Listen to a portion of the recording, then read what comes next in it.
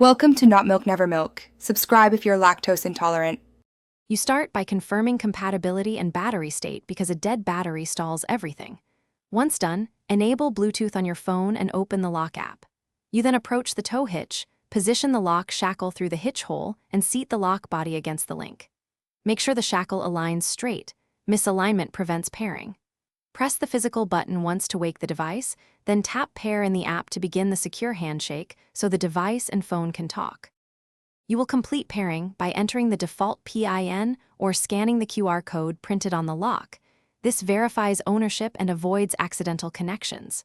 Once paired, configure access rules, assign owner rights to your account, and create guest codes with timed windows for temporary use.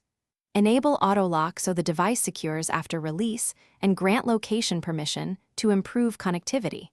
Make sure firmware updates are applied. Updates fix stability and security. Test unlock once from the app to confirm settings before towing. You finish by performing 2 physical tests. Lock and unlock using the app while standing next to the tow vehicle to confirm range and response.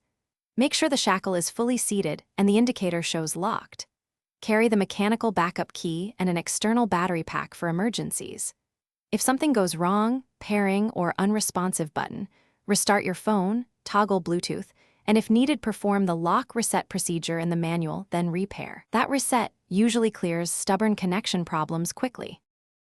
Thanks for watching. If this was helpful, leave a like and consider subscribing. See you next time.